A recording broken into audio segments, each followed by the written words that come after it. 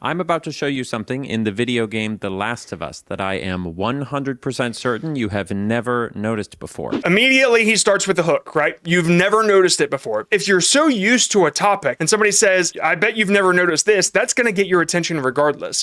And so, however long he takes to point that thing out, we're sticking around. This is the original 2013 release of The Last of Us, by the way, not the 2022 remake. That'll be important in a minute. That seems so nonchalant, but that'll be important in a minute. It's just another one of those sentences that are like, oh, I have to wait a minute to understand what that meant. These little sentences and these little hints that something more is coming, you're going to hear them threaded throughout this whole entire video. We all want YouTube to be our job, but it's getting harder and harder to make that happen. YouTube raised the bar, but the way to get there is still the same. In fact, there are even more ways to reach these goals, ways you might not expect. So I want to open your mind to something a little different. So today we're going to talk about any Austin and the tricks that he uses that will help you demolish that 8,000 hour mark. The way that he writes captures people in a way that they don't even notice they're being hypnotized. And I want to take a second to look up at the windows on it. There's a set of 5 windows along the second floor in a 2-1-2 configuration, and the pairs on the sides are super close together. It's maybe like 18 inches apart. The overall shape of each window is roughly a square, and each one is made up of 16 individual glass panes. You got all that? Okay. Yeah, he's got me, because now I feel like I got to remember that, because when you start pointing out little details like that, it really makes it feel important. Keep it in mind. Now we're going to head inside and go up to the second floor of the same building, and we're going to look at those same windows from the inside. Okay, ready? Here they are. That's not right at all. But here's the thing. They remade The Last of Us in 2022. It was called The Last of Us Part 1. And when they did, this random little window mismatch was fixed, which feels crazy to me. But when I looked around this random bakery kitchen that we're standing in, I realized that they basically updated everything in here as well. The level of detail they went to with the remake seems legitimately insane, which got me thinking, is it legitimately insane? How many random, inconsequential details did they take the time to go through and fix in the remake of The Last of Us? Okay, so the pointing out things without explaining is just another way to hook you. I'm not exactly sure what he's pointing out here, but it does make me feel like there's a lot to this video, and so I'm going to stick around to see what that is. So it's not just his script writing. He is a script writing genius, and we'll get into that a little bit more. See what I did there? But the way he edits is also super important, like what you're about to see right here. Release of the game, and made note of 7 hyper-specific details across the game's most iconic locations. So he has made note of 7 details, right? We've got 7. We're going to see this screen several times throughout the video, and he's going to do little check marks or X's or whatever on this. And this is something that I forgot what it was called, segmentation graphics. The way that I learned about this was through Mario Juice, who is now the CEO of Stokes Twins. Let me point something out to you about Stokes Twins. You can see here's a really, really good example where they show the structure, the segments of the video, but there's like nothing really explaining them, just a little graphic to make you feel like, oh crap, there's a lot here. There's a lot to go through. And so we've got 10 activities to get through, and you can see under me here, hold on one second, right there on the Stokes Twins, there's a little prize at the end. And for those of you that know about my Omega script, that's the bonus part that I always say. And there's a little surprise at the end. Here's another one. This one is more animated. It goes through 1, 2, 3, and like we're zooming out to 1 and going into 2, and that's just what they do. They go from 1 to 2, then 2 to 3, and any Austin will go from picture up to this picture, from this picture down to this one, to give you this reminder of where you are in the video. I do the same thing with most of mine. I do little icons, 1, 2, 3, and my biggest videos have always had some sort of icon to represent what we're moving on next. And so that's what any Austin is doing here with these little pictures. His is just so much better than mine. And watch this, what he does with the rope, it's just one of those little editing details that I love. We're going to go through each of them. Like, it just falls to gravity after a second. I really wonder what he used to make that. Them one by one to see which things. Like they tighten up as they pull, and then they just kind of loosen. That is so cool. Specific details across the game's most iconic locations, and we're going to go through each of them one by one to see which things they fixed and which things they didn't. Now, the very first thing I want to look at is from more or less the start of the game. At the start, typically, when it comes to an intro of a YouTube video, you kind of want to tell the viewer what to expect, right? But Annie Austin does something a little different. He gives a little bit of value instead. His way of giving value is a detail that you wouldn't notice, right? He sets this expectation of these little details that he's going to find by jumping into one immediately. At 9 seconds, he's already into it. He doesn't even explain. He's just like, look at this crazy thing I found. And then the intro part where he explains the structure of the video comes at like 2 minutes. I think it's super, super cool. Start of The Last of Us, you wake up as Joel Miller, a justifiably grumpy middle-aged man in the post-apocalypse, and you step outside your apartment inside a military quarantine zone to go run some errands. But before you can run those errands, if you look to the side, you'll see something. A weirdly large number of sports balls scattered around Joel's alleyway. I don't know what exactly caught my eye with these balls right at the start of the game, and after I saw this, I half expected to see balls like this just all over the place. Like maybe these balls are just a default garbage object that Naughty Dog put all over the game, but there aren't any.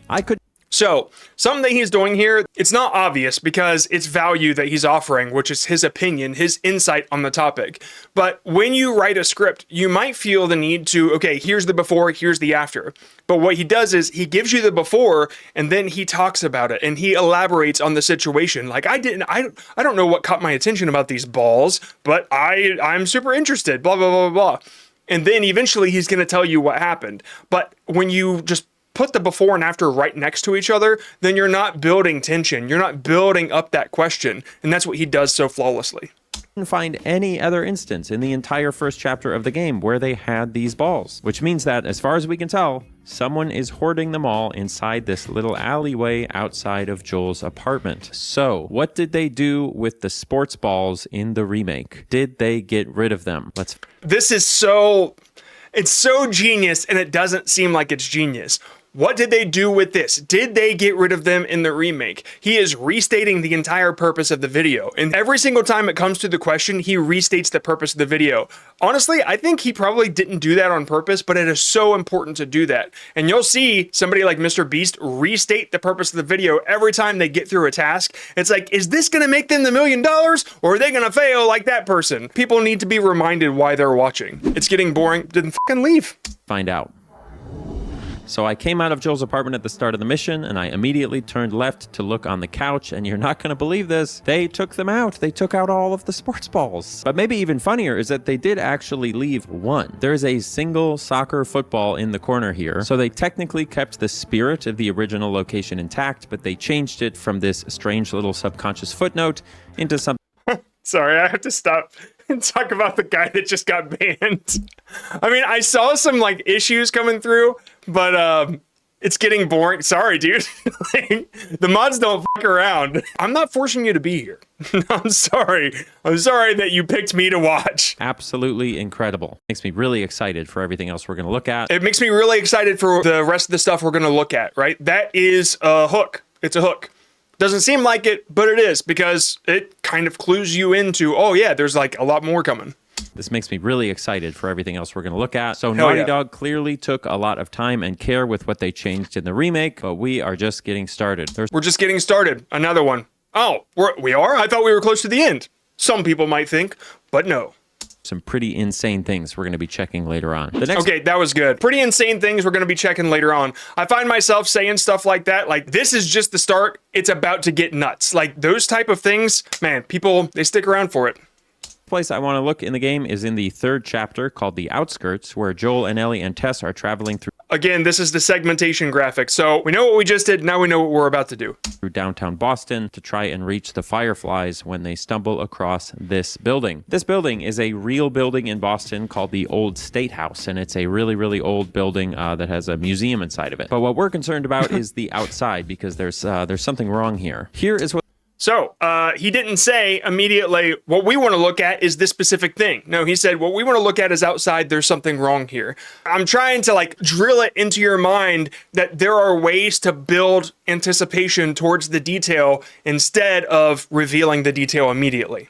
what the Boston State House looks like in the original version of The Last of Us, and here is what it looks like in real life. No offense, but it ain't even close. They got the tower thing on top right, but the little round windows aren't there, the ornamentation around the clock is totally wrong, the balcony thing is the wrong material, and it is way too wide. At first I thought that it could be because the architecture of the building might be copyrighted, so they couldn't just put it in the game without paying some kind of licensing fee, which this whole copyright architect tangent that he's going on, it's not really what you're wondering about, right? But it's not stalling either, because it's adding to what he's talking about. It's like adding insight, adding opinion. And so you want to know like what they changed, what they didn't, but he's going to take a while to get there. is why a lot of buildings in Grand Theft Auto are sort of close to their real life counterparts, but not quite right. Yes, it turns out that architecture can be copyrighted, which makes sense. For sure. It is interesting. But this building in real life is from like 1711 or something, or 1710. And I'm pretty sure that buildings that old don't have copyright protection, which means that the mistakes they made in game were either artistic license or mistakes. So obviously what I want to know is, did they fix this in the remake? Reminder. Did they make it look like its real life counterpart? Let's find out. Okay, wait. This is interesting. It's definitely still wrong. It's still way too wide. But look, they added little round windows. They fixed the ornamentation around the clock. I love they why made the it's so balcony big. white, It's awesome. like it's supposed to be. So they definitely knew it wasn't right in the original, and they made an effort to fix it, but they still kept it way too wide, which forced them to add extra windows and some other stuff. So why is that? You know, why go through all the trouble of getting it closer, but not actually fixing it? Well, I Rhetorical questions. actually think it's kind of obvious if you think about it. In about 5 minutes, Joel and Ellie and Tess are going to go inside of the museum and fight a bunch of zombies. So the inside of this building has to be big enough for all of that to take place. Anyway, so the old state house is another win for Naughty Dog. We're going to have to start making these harder, and I'm happy to say we will. Okay, so that line, we're going to start having to make these harder, and I'm happy to say we will. It's just another like, hey, by the way, more shit is coming. Also happy to say that after more than 6 months apart, Let's skip the sponsor. I'm not going to say that. Anyway, the next place By the way, his sponsors are always like so good, they're worth watching. When he does the MeUndies sponsorships, they are very funny. Go is in the 4th chapter of the game, the one where you're hanging out with that guy Bill trying to get a car to take Ellie across the country, and it's a little place called Jane's Cupcake Shop. I'm always curious with food service establishments in video games whether or not they actually contain the correct equipment for making the food that they claim to be selling. Okay, so that question right there, I love. It immediately makes you think the exact same thing. So if you say, I always wonder this, I always wonder if blah, blah, blah, blah, blah, like if you intend to answer that, it's worth bringing up the question as your own, because people are also gonna wonder.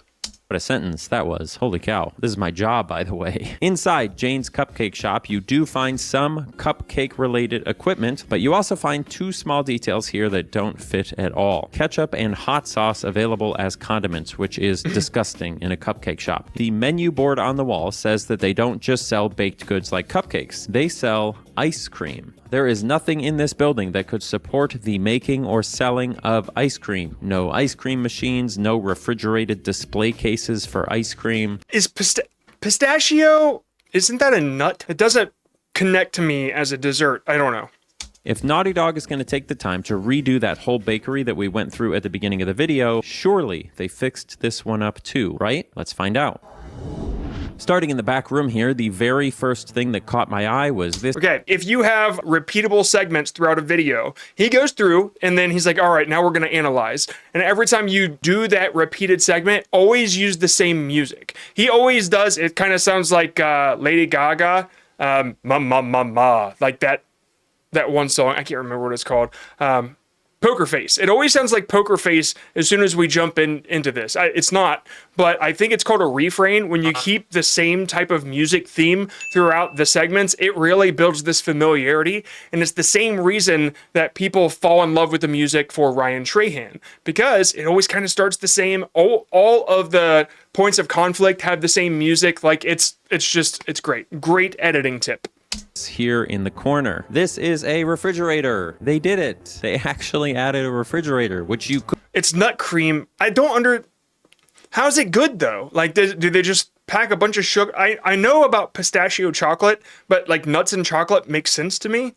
It's ice cream with pistachios in it. So it's like ice cream with nuts. Okay, so that, I guess I get it, right? I just kept thinking that pistachio was like this weird nougat type of thing that I was just not sure. And then the pistachio nut was like a different thing. Maybe they all came from a place called Pistachio and they weren't related. I don't know.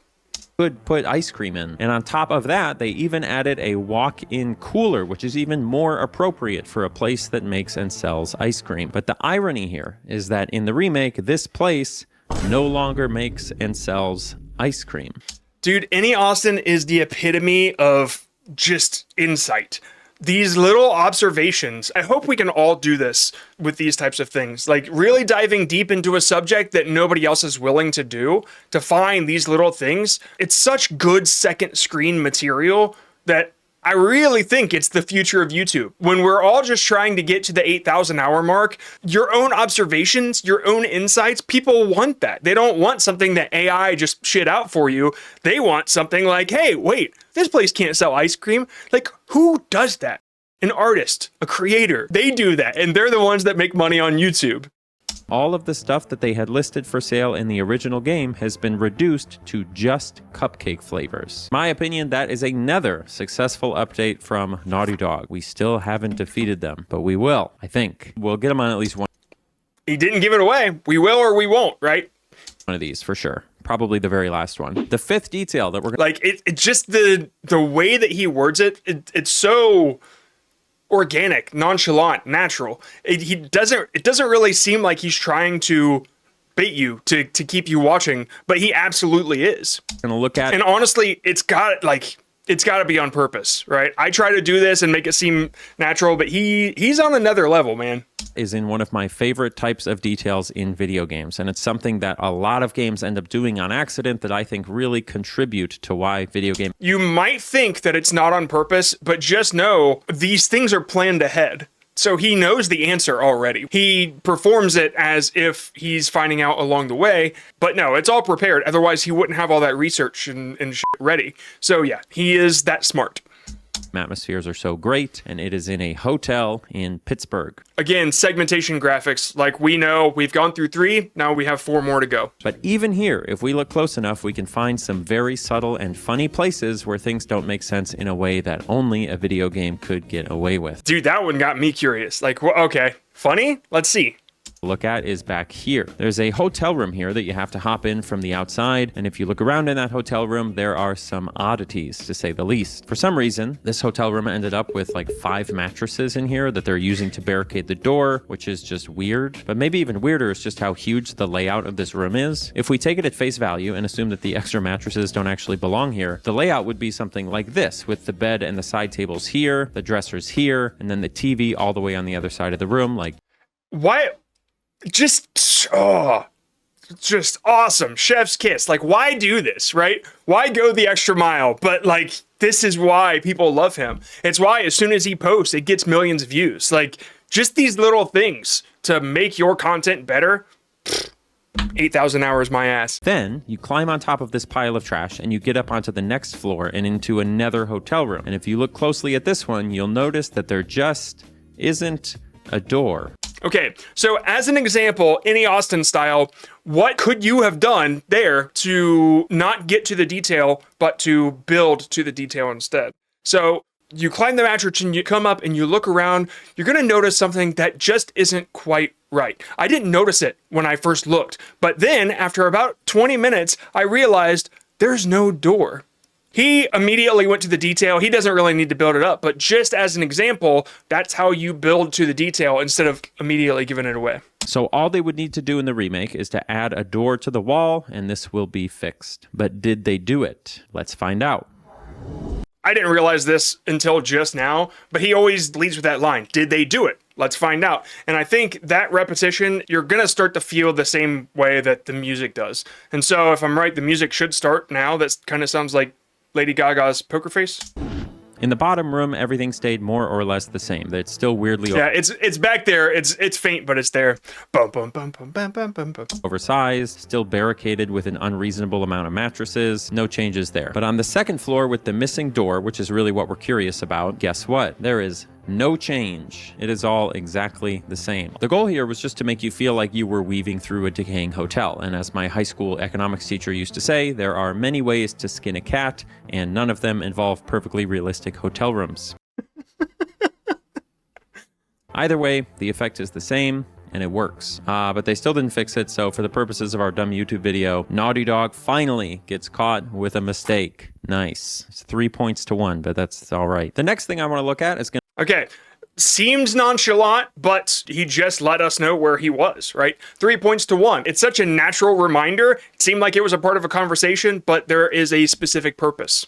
To be in a chapter called The Suburbs, which is one of my favorite sections because it lets you... There's one in here that's at nighttime that I love, and I think it might be the very last one, but it's worth getting to because it's so interesting. Now, the thing that caught my eye in this area is something that's painted on the front of most of the houses here, which is this mysterious X symbol. These symbols are officially called urban search and rescue markings, but you might have heard them called X codes or Katrina crosses after their prevalence in the aftermath of Hurricane Katrina in... This is what makes them awesome. Just these things, man. You leave learning something. This is awesome.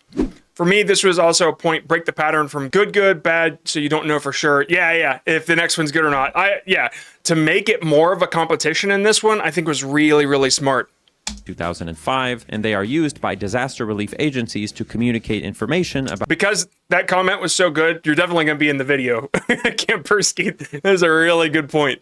What's inside of a particular building in the aftermath of a disaster. The right section is additional information about hazards that might be inside, in this case, rats. Now, in the original game, there aren't really any firm connections between what's written in these X codes and what's actually inside the houses. The best example of this is how the one... So with that sentence, you know exactly what we're looking for now, right? I don't think that was on purpose, but it does... I mean, it's nice that it works that way, because now I'm wondering, in the remake, are we going to see rats, that sort of thing? And so I knew the question before he got to it, and it hooked me, but it was like I was really paying attention. And so the thing is, it's difficult to have somebody pay that much attention, but all the other ways that we're covering are the easiest ways. There's a thing that Netflix is doing now where people kind of talk about the plot because they know that most of the viewers are looking at their phone. So they can understand what happens in the video without watching the video because that's the sad state of the world now. So the tips we've covered up until now are like the Netflix type of tips, but that line I really, really love. That say rats don't actually have any dead rats or other rat-related evidence inside of them. So as far as the remake is concerned, that's kind of what I want to see. Did they add anything in these houses to further Let's find out. The environmental storytelling of the X codes? Let's find out. The first thing that seemed clear was that and the music, all right? It's nice to know that that's exactly what he did, and he did on purpose. Repeated music for the certain segment, so cool. Codes themselves didn't change from the original game to the remake, which means the question becomes whether the interiors of... Something that's weird, and this is not about YouTube, but the color looks different, like worse to me. It looks more bland. Is that on purpose, or is it like what he's playing on? At some point in this video, he says that the color in the remake is more balanced, but like to me, it just looks less saturated. I mean, it's higher quality, but does anybody have any insight on this? On like, is the color better? It just seems less. I don't know. I mean, I guess it fits the vibe more. But when I look at them side by side, I'm like, I almost kind of want the more colorful one. But maybe I'm a layman. I just don't know any better, you know? The houses have changed at all. The first house I searched was one that listed something called 01 in the hazards area. I couldn't find anything online about what 01 meant, so I just headed inside to see if there was anything that stood out to me, and there definitely was. There's one detail in particular in this house that kind of blew my mind, all the way down in the basement. This ping pong table. And it might just be me, but I don't think it is, and I'm going to try to explain it to you. Every white person, and probably plenty of other people who grew up in early 2000s America, all of us had a friend with a ping pong table that was set up just like this in their slightly creepy unfinished basement. It was almost always situated right next to a pillar of some kind, just like it is here. It was on a concrete floor 3 feet from the washer and dryer. I have been... Dude, it is uncanny. It is so crazy how on he is. My cousin had the ping pong table right next to the pillar in his unfinished basement, and I'm white. And in this basement, it is uncanny how good this basement is and how much of an upgrade it is from the first game. I mean, look at this comparison between the basement in the original and the basement in the remake. What an insane glow up to this basement with the placement of... Man, now seeing it back to back, I kind of get the color thing. And Ken Persky, you saying the lighting, it makes sense. The remake of Last of Us used PBR rendering model, which meant they had to overhaul the lighting. Okay, because it feels more real. It feels better. I had to ask. There is no evidence of rats here, for example, or evidence of whatever 01 means in this house, unless it means... What's in his hair? It's their hair clips. I don't know why he does it. I'm sure that there's a story, but he always has like a bunch of hair clips shoved in his hair. By the way, he is a great musician. He makes some really good music. Yesterday, I had one of his songs stuck in my head before the tornado came. So as much as I want to give them a point for the ping pong table in the basement, I'm not gonna. Which means, bam, we got him again. On So he should be reminding us where we stand, I would think. to the next one. Our second to last stop on this journey is a personal favorite because it has to do with a gigantic piece of electrical infrastructure called Tommy's Hydroelectric Dam. For the most part, this place in the original game is a really fun, albeit not perfect, representation of a relatively low-power hydroelectric dam along a river in Wyoming. Just lots of individual parts that you would expect to see at a hydroelectric dam. Do I know what any of these things do? No, I do not, but they're cool. Look, I know. I love the green screen where he like jumps around on each cut, but the thing that is on the green screen, it stays still. Just his whole vibe, his whole style is so cool. And his drop shadow. What it is, I don't know how it does it. This perfectly matched. I don't know if he meant to do this, but it did give me an idea for a little hack. Okay, 1 second. Do I know what any of these things do? No, I do not, but they're cool. Look, I know what it is, I don't know how it does it. Okay, so imagine that you are writing your script and you've got a line from a game stuck in your head. If you like kind of sneak in your own version of that line in the script, then you know you can slam that little clip right after it, and then people would be like, oh my God, that was perfect. And nobody would know that you planned it. I just think that that's really cool. I don't think that that's what he did, but that's a really nifty. Yup. But there is one specific detail. Nifty idea. I don't know. I just disassociated there. Look, I know what it is, I don't know how it does it. But there is one specific detail that does seem odd to me. At some point in the mission, Tommy and his friends get the turbine here spinning again, and you can see it spinning. It's super cool. It's a fun moment. But my understanding is that turbines like this in real life are kind of broken into 3 sections, which you can see here on this picture of a turbine I found in Germany that's kind of similar to the one in game. On the right, this is the thing that's spinning and generating power, called the alternator. In the middle is this smaller wheel that's called a flywheel, which connects both of the sides together. And then on the left is a casing that actually has the water from the dam flowing through it at incredibly high speeds, which is what causes the whole thing to spin. So typically we're looking for a piece of equipment that has all 3 of these parts, but when we actually look at the one in game, it only has 2. It has the alternator, which makes the electricity, and it has the flywheel. It's missing the actual turbine that's spun by the water. It's obviously an important piece of it. So as you can imagine, what I want to know is, did Naughty Dog upgrade these to make them into fully believable operational pieces of hydroelectric infrastructure? Good luck. Oh, he didn't say it. He didn't say the thing. I feel bad that he didn't say it. Is the music playing though? I walked through this area in the remake. Okay, at least that's familiar. But if you're at 20 minutes, you're watching the whole thing, so it doesn't matter. Actually gave me a lot of hope because take a look at this. Who researches this stuff for him?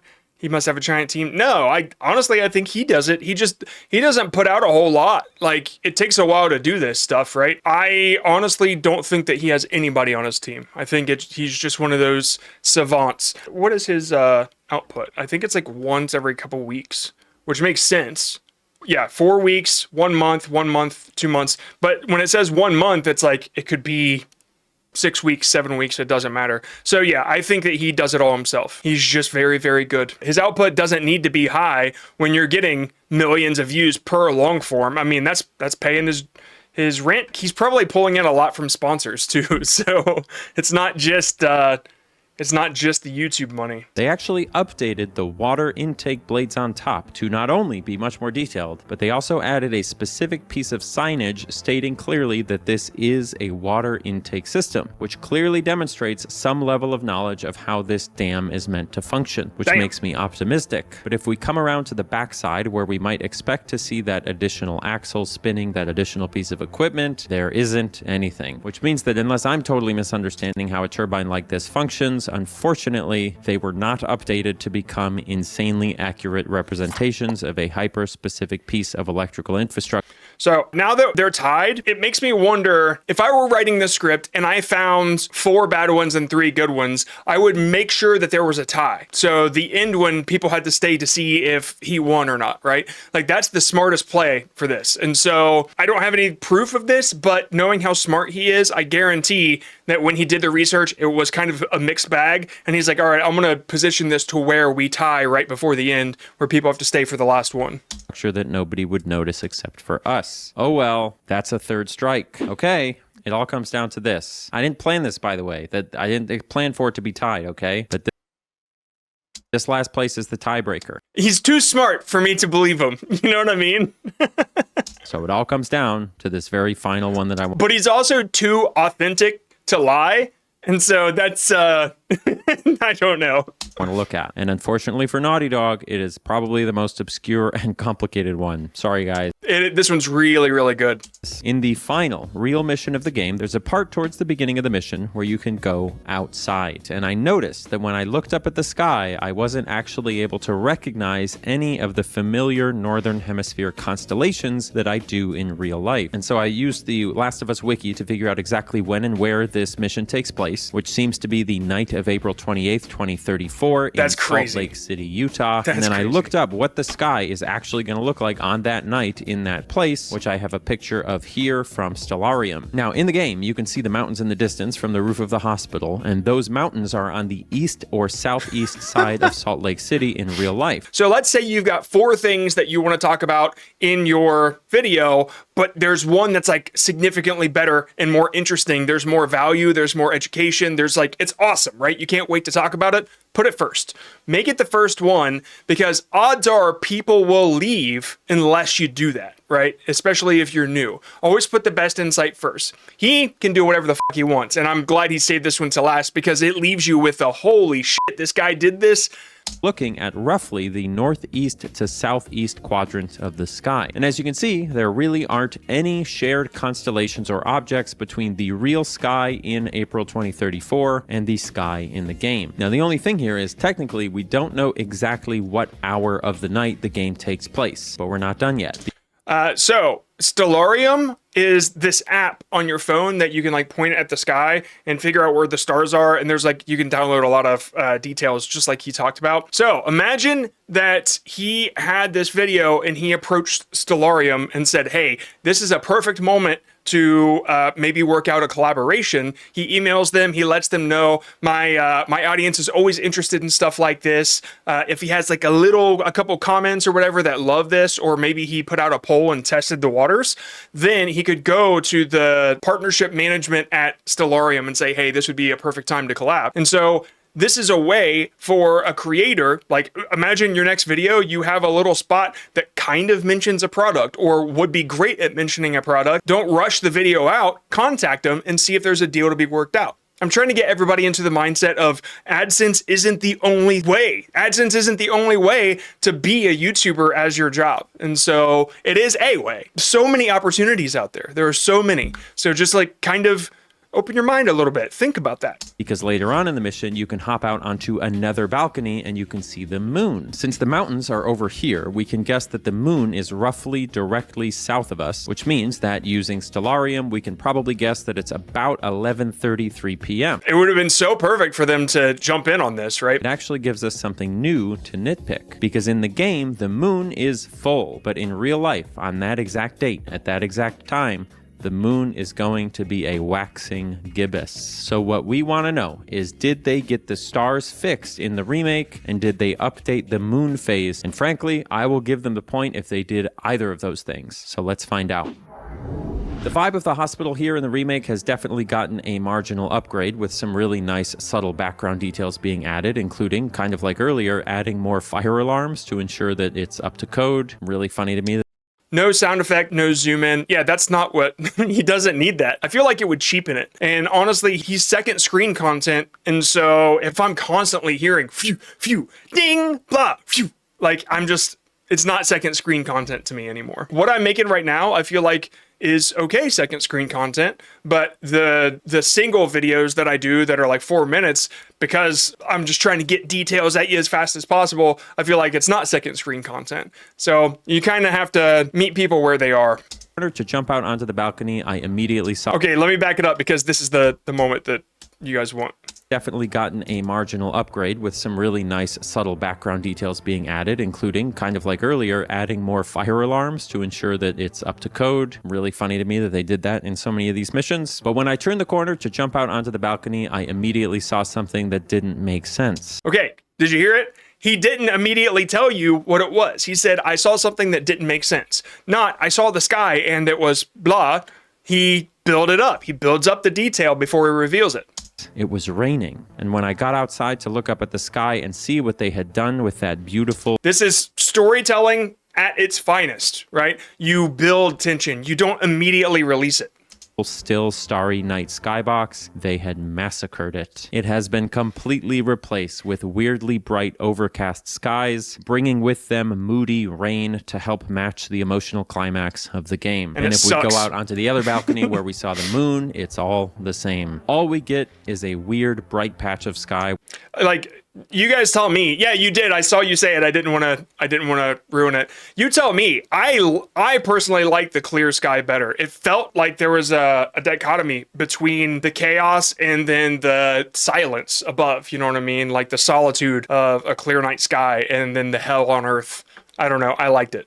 Where we can assume that the juxtaposition, that's the word I was thinking of, moon is, but we aren't given a solid look at the moon itself. So the question is, why did they do this, right? Did they do it because they just wanted to avoid doing all the work of updating the sky to be scientifically accurate? Were they trying to avoid the terrifying scrutiny of Neil deGrasse Tyson? Or did they actually think that the rainy atmosphere fit the emotional tone that they were going for better than the clear night sky? I don't know. I would love to hear from someone at Naughty Dog on why this decision was made. You know, it's beautiful for a developer to be able to put the effort in to make the game more how they wanted it to be, but kind of like with the George Lucas special edition Star Wars thing, it's also dangerous because you can actually end up ruining a vibe that you accidentally got, like the clear nighttime skybox. You know, maybe that wasn't what they wanted, but it actually made this really unique atmosphere that they've now destroyed. It goes both ways, right? That's just how art is. But unfortunately, I can't count this as a win. It's too much of a cop-out for me. I wanted to see a biblically accurate night sky. Sorry, Naughty Dog. Which means I win, you lose. You know, was I in charge of making all the challenges? Yes. Were they completely arbitrary? Yes. But I still win. I'm Annie Austin. Thanks for watching. Super good. He always ends with his music too. There's one where it's like, everybody likes me, everybody likes me, everybody likes me. It's a good vibe. The Excellent Man from Minneapolis is his band name or his music name. But yeah, at @any_Austin, I believe. Yeah, at @any_Austin. Definitely go check his stuff out, subscribe to him. Clearly, Annie Austin is a genius at script writing, but there's a couple things that he didn't cover in this video that I cover in this one right here that will help you reach that 8,000 hour mark. Click it to talk, click it, fucking click it.